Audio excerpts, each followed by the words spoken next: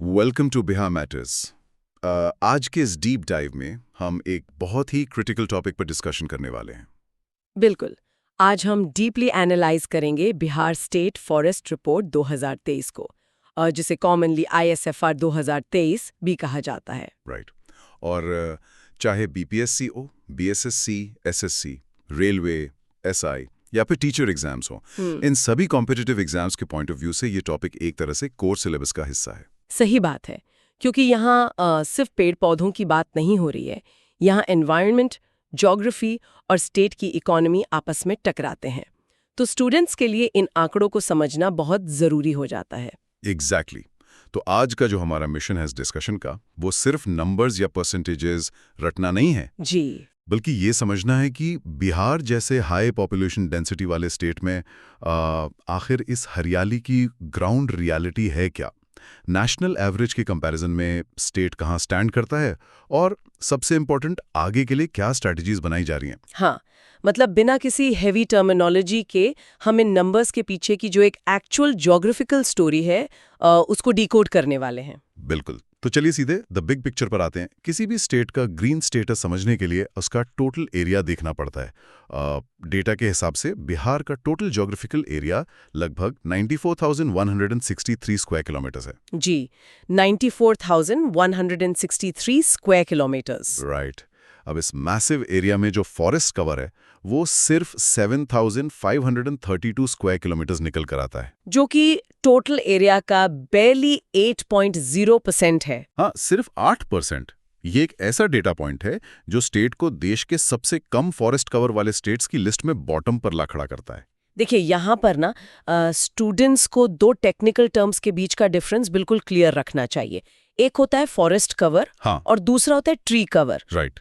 इसमें काफी कंफ्यूजन होता है। हाँ, तो फॉरेस्ट कवर का सिंपली मतलब है वो बड़ा और घना एरिया जिसे गवर्नमेंट रिकॉर्ड्स में ऑफिशियली जंगल माना गया है।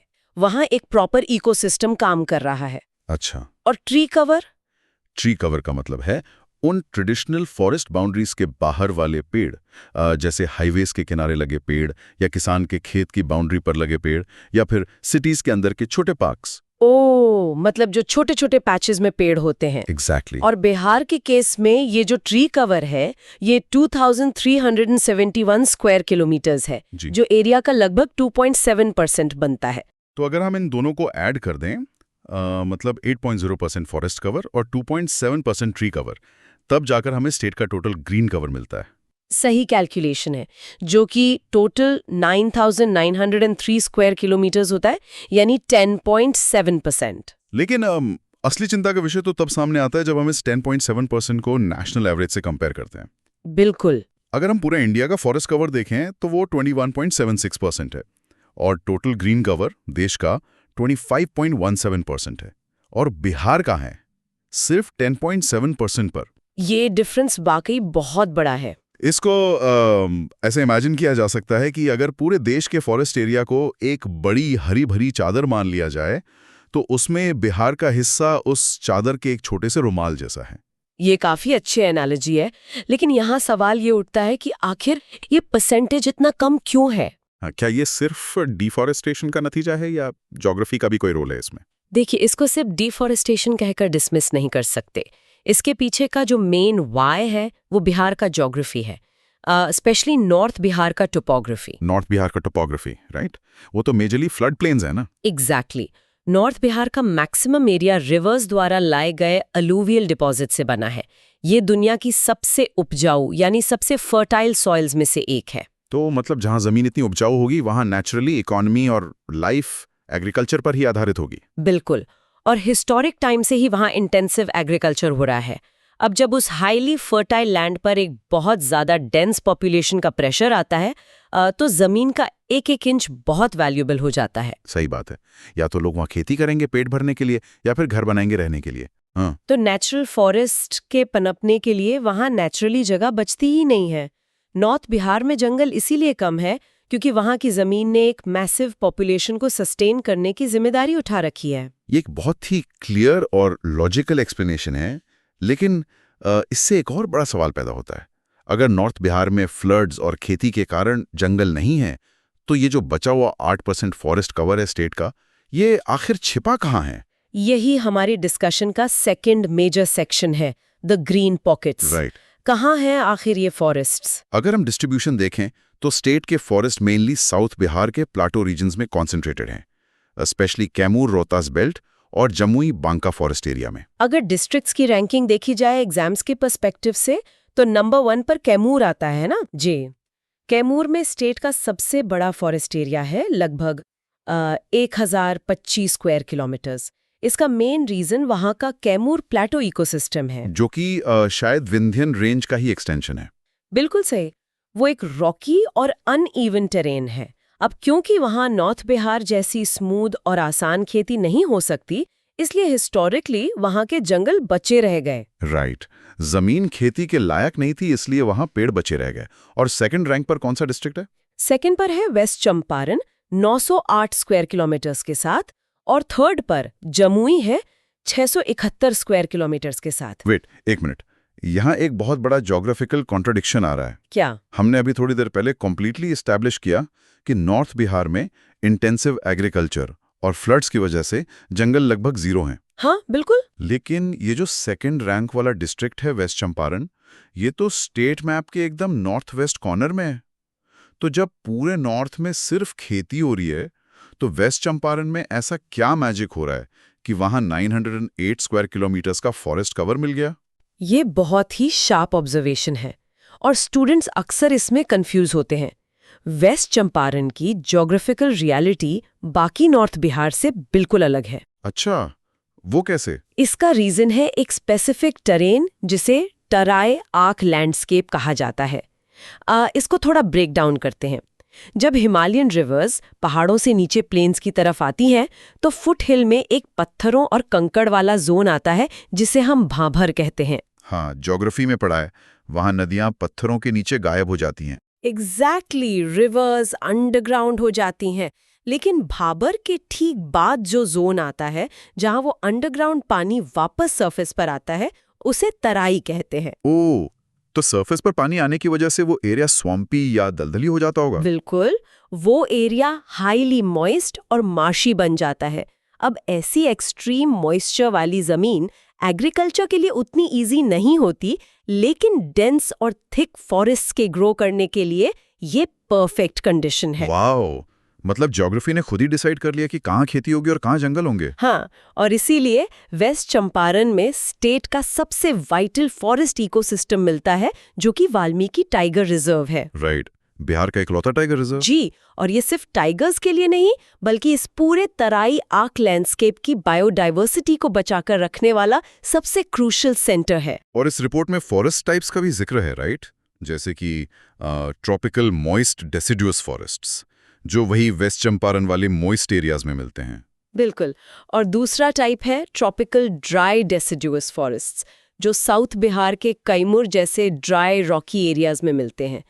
इनमें मेनली साल, टीक, बैम्बू, खैर और शीशम जैसे पेड़ पाए जाते हैं। इसमें ये एक टर्म बड़ा कॉमन आया, डेसिडुअस, यानी पर्णपाती। ये टर्म एग्जाम्स में बहुत पूछा जाता है। हाँ, और इसका लॉजिक सिंपल है। डेसिडुअस वो पेड़ होते हैं जो साल के एक स्पेसिफिक टाइम पर, जनरली गर्मियों की शुरुआत से पहले, अपने सारे पत्ते गिरा देते हैं। ये एक तरह का सर्वाइवल मैकेनिज्म है ना, ताकि मॉइस्चर बचा सकें। एग्जैक्टली। बिहार में समर्स काफी हार्श होती हैं और लीव्स के थ्रू ट्रांसपिरेशन या इवेपोरेशन होता है, तो मॉइस्चर लॉस को रोकने के लिए ये पेड़ अपने पत्ते गिरा देते हैं। ये दिखाता है कि वेजिटेशन ने वहाँ के लोकल क्लाइमेट के हिसाब से खुद को कैसे अडेप्ट किया है। ये अडेप्टेशन का नेचर तो बहुत ब्रिलियंट है, लेकिन जब बात हम इंसानों की आती है, तब नेचर की ये सारे डिफेंस मैकेनिज्म्स फेल होने लगते हैं। जी बिल्कुल। जो सीधा हमें हमारे नेक्स्ट सेक्शन पर ले आता है, प्रोटेक्शन एंड चैलेंजेस। आखिर बचे हुए इस छोटे से 8% जंगल पर किस तरह के प्रेशर्स हैं? डेटा दिखाता है कि agricultural expansion, growing population, illegal logging और स्पेशली इंफ्रास्ट्रक्चर डेवलपमेंट इसके मेन कॉजेज हैं। देखिए, हाई पॉपुलेशन डेंसिटी का नेचुरली मतलब है फॉरेस्ट पर एक्सट्रीम प्रेशर। ज़्यादा लोग मतलब रहने के लिए नई कॉलोनीज चाहिए, नई सड़कें, हाईवेज और पावर प्रोजेक्ट्स चाहिए। और अक्सर इस डेवलपमेंट की कीमत जंगलों को चुकानी पड़ती है। लेकिन एक डेविल्स एडवोकेट की तरह सोचा जाए तो स्टेट की आबादी बढ़ रही है, लोगों को जॉब्स चाहिए, इंफ्रा चाहिए, ये तो एक अनअवॉइडेबल बिटर ट्रूथ है। तो क्या हम डेवलपमेंट रोककर सिर्फ पेड़ों को प्रोटेक्ट करते रह सकते हैं? ये एक वैलिड आर्ग्यूमेंट है और एनवायरनमेंट वर्सेस डेवलपमेंट का डिबेट हमेशा से रहा है, पर इसका सोल्यूशन कंप्लीट बन नहीं होता। रिपोर्ट में एक कॉन्सेप्ट आता है इको सेंसिटिव जोन्स यानी ESZ। राइट, ESZ, जैसे वाल्मीकि टाइगर रिजर्व और कैमूर वाइल्ड लाइफ सैंक्चुरी के आसपास बनाए गए हैं। लेकिन क्या ये ESZ पेपर से निकलकर ग्राउंड पर काम करते हैं? देखिए, ESZ का पर्पस डेवलपमेंट को कंप्लीटली रोकना नहीं है। इसका मेन काम एक शॉक अब्जॉर्बर या बफर क्रिएट करना है। शॉक अब्जॉर्बर मतलब कैसे? सपोज एक फॉरेस्ट का कोर एरिया है जहां वाइल्ड लाइफ डायरेक्टली रहती है।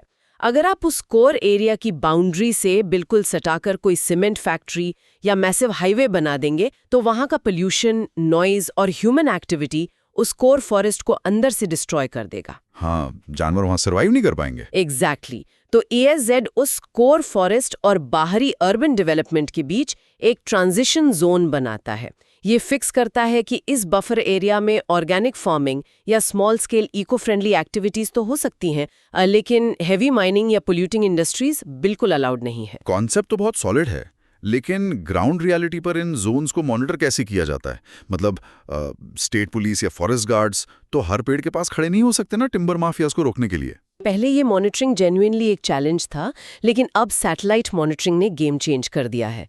FSI यानी फॉरेस्ट सर्वे ऑफ इंडिया अब रियल टाइम स्पेस टेक्नोलॉजी का यूज करता है। ओह, डायरेक्टली सैटेलाइट से मॉनिटरिंग हो रही है? हाँ, अगर किसी प्रोटेक्टेड जोन में इलीगल ट्री फेलिंग की वजह से कैनपी कवर अचानक कम होता है या थर्मल इमेजिंग में किसी फॉरेस्ट फायर का हीट सिग्नेचर डिटेक्ट होता है तो अलर्ट्स तुरंत अथॉरिटीज को मिल जाते हैं। वाओ, मतलब स्पेस टेक्नोलॉजी एक्चुअली ग्राउंड पर पेड़ों को बचा रही है। बिल्कुल, और इस मॉनिटरिंग सिस्टम की वजह से रीसेंट ईयर्स में फॉरेस्ट फायर्स और इलीगल एक्टिविटीज में अच्छी खासी कमी आई है। एक्साइड सोखते हैं, प्लस सॉइल इरोजन रोकते हैं और स्टेट के पूरे वाटर साइकिल को रेगुलेट करते हैं। इसीलिए हम बार बार कहते हैं कि भले ही 8% का नंबर छोटा दिखता हो, लेकिन स्टेट की इकोलॉजिकल स्टेबिलिटी के लिए ये इनक्रेडिबली क्रूशल है। तो यहाँ आकर एक बड़ा नेचुरल क्वेश्चन ये उठता है कि क्या हम हमेशा इस 8% पर ही अटके रहेंगे या चीजें इंप्रूव भी हो रही हैं, जो कि हमारा फाइनल सेगमेंट है, the comeback plan. Future targets क्या हैं स्टेट के? अगर हम ISFR 2021 और 2023 के डेटा को कंपेयर करें तो एक पॉजिटिव ट्रेंड दिखता है। स्टेट के फॉरेस्ट कवर में 151 स्क्वायर किलोमीटर्स का एडिशन हुआ है। 151 स्क्वायर किलोमीटर्स। नंबर सुनने में शायद छोटा लगे, लेकिन ऐसी हाई डेंसिटी जगह जहां जमीन के लिए इतनी फाइट है, वहां 151 स्क्वायर किलोमीटर्स नया फॉरेस्ट ऐड होना एक काफी पॉजिटिव अचीवमेंट है। हाँ, और ये slow but steady growth various afforestation programmes का रिजल्ट है। लेकिन गवर्नमेंट का जो एक्चुअल टारगेट है वो इससे कहीं बड़ा है। सही याद दिलाया। रिपोर्ट के अकॉर्डिंग बिहार गवर्नमेंट ने 2028 तक स्टेट के टोटल ग्रीन कवर को 17% तक ले जाने का टारगेट रखा है। जी, 17% तक। अब इस मैथ्स को देखिए, अभी ग्रीन कवर लगभग 10.7% है और इसको 17% करना है, मतलब लगभग 6% से ज्यादा का जंप चाहिए। ये हजारों स्क्वायर किलोमीटर्स नए एरिया को कवर करने की बात हो रही है। बिल्कुल। पर हमने तो अभी डिसाइड किया था कि एक्स्ट्रा जमीन तो स्टेट में है ही नहीं, सब खेती में बटी हुई है। तो आखिर 2028 तक ये टारगेट अचीव कैसे होगा? ये तभी अचीव होगा जब हम सिर्फ कन्वेंशनल फॉरेस्ट के बारे में सोचना बंद करेंगे। इस पूरे मिशन की जो फाउंडेशन है वो ट्रेडिशनल जंगल्स में नहीं बल्कि एग्रो फॉरेस्ट्री में छिपी है। एग्रो फॉरेस्ट्री यानी खेती और फॉरेस्ट्री को मिक्स करना? एग्जैक्टली। इसको आसान शब्दों में कम्युनिटी पार्टिसिपेशन कह सकते हैं। जब गवर्नमेंट के पास नई खाली जमीन नहीं है तो उन्होंने फार्मर्स को इन्वॉल्व किया। फार्मर्स को इनकरेज किया जा रहा है कि वो अपने फील्ड्स की बाउंड्रीज पर या बैरन लैंड पर टिम्बर ट्रीज लगाएं, जैसे कि शीशम या टीक। अच्छा, तो इससे एक्चुअली ट्री कवर ड्रामेटिकली बढ़ जाएगा। और इसमें फार्मर का भी तो डायरेक्टली इकोनॉमिक बेनिफिट है।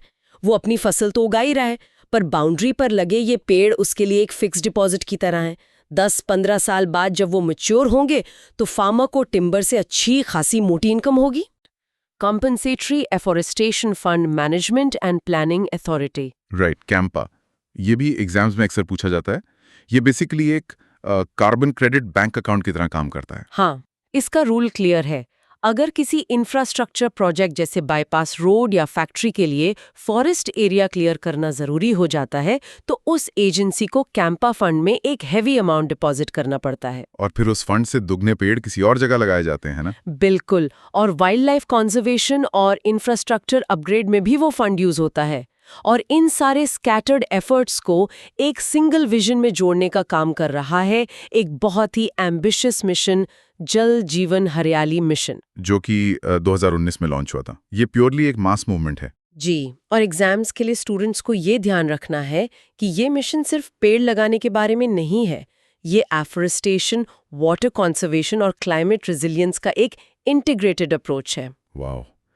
आज की इस क्लास या इस एनालिसिस में हमने बेसिक परसेंटेज से स्टार्ट किया था और देखते ही देखते हम आकर क्लाइमेट रेजिलियंस और एग्रो इकोनॉमी पर डिस्कस कर रहे हैं। एक क्विक समरी देखें तो बिहार में 8% फॉरेस्ट कवर है, मेनली साउथ के प्लाटोज में। कैमूर नंबर 1 पर है।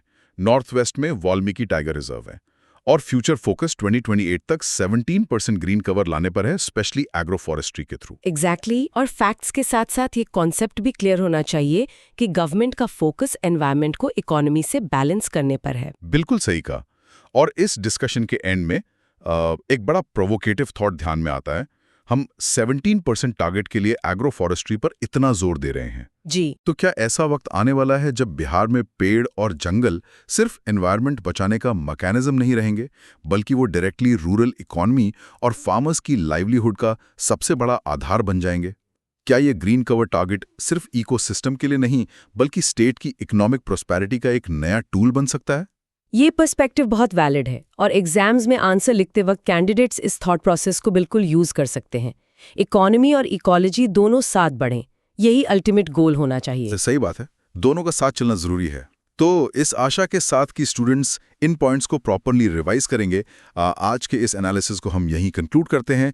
नेक्स्ट सेशन में हम ऐसे ही एक और डीप डाइव के साथ मिलेंगे। तब तक के लिए keep studying. This is Bihar matters signing off.